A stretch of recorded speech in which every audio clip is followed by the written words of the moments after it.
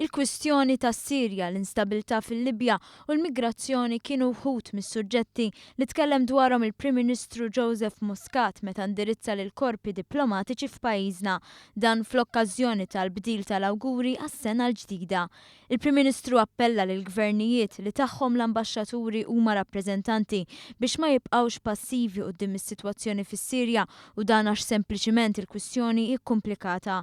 Dwar il-Libja, il-Prim Ministru tenna li Malta se tibqa' taħdem biex iġġib il-fazzjonijiet Libjani kollha madwar il-mejda, filwaqt li tibqa' tappoġġja l-missjoni tan-Nazzjonijiet Magħquda li għandha lan li twassal biex il-pajjiż ikollu gvern taqda. Qal ukoll li jistenna li s-suġġett tal-migrazzjoni jibqa' fuq nett tal-aġenda. Meta tkellem dwar is-suġġett irrefera għal Valletta Summit u qal li dan kien avveniment li wera l-kooperazzjoni li għandu jkun hemm bejn l-Ewropa u l-Afrika. Meta tkellem dwar il-frontieri u għalhekk iż-żona Schengen, il-Prim Ministru qal li din hija xi ħaġa li qarbet lejn xulxin il-pajjiżi Ewropej għalkemm tenna li issa trid tinbidel b'mod li tirrifletti żminijiet tal-lum.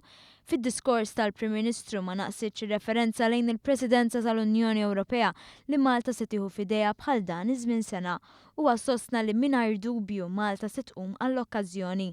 Il-kap tal-missjonijiet tal-korpi diplomatiċi l-Ambaxxatura l-Ordni ta' San Juan Umberto Inca stqar li l-laqat li seħħu f'pajjiżna fl-2015 u rew biċ-ċar ir-rispett li Malta tgawdi fuq pjattaforma internazzjonali. Irrefera wkoll għall-andament ekonomiku li qed jattira l-aqwa investimenti. Il-laqa mal-Prim Ministru segwit laqa mal-President ta' Malta Mary Louise Coleiro Preca hawn l-ambaxxaturi faħru l-ħidma li qed issir fil-qasam soċjali u saret referenza għal ġenerożità li wera l-poplu Malti fl-istrina.